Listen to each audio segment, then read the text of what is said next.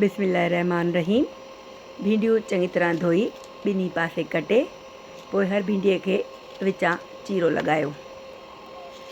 सभिनी भिंडियुनि खे असां ईअं ई कटे रखंदासूं चीरो लॻाए। पोइ हिकु वटड़ीअ में 2 ॻड़ियूं गिदामिड़ीअ जूं खणी उन में थोरो पाणी विझंदासूं। हिकु बसर, हिकु थूम ऐं हिकु साओ मिर्च कुटे उन सां गॾु विझंदासूं हुरॿो यानी मेथीअ जा पन।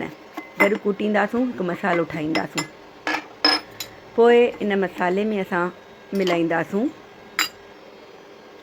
गिदामिड़ीअ जो पाणी, लूणु, मिर्च, पीठल धाणा ऐं हेड ऐं हिकु चमचो तेल जो बि मिक्स कंदासूं।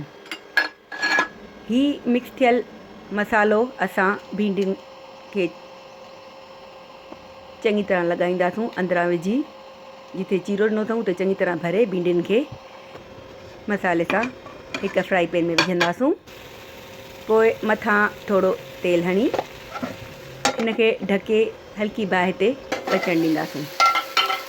जॾहिं भिंडियूं हिकु पासे सेकिजी वञनि त पोइ उथलाए उन्हनि खे ॿिए पासे सेकण लाइ रखे छॾींदासूं ढके।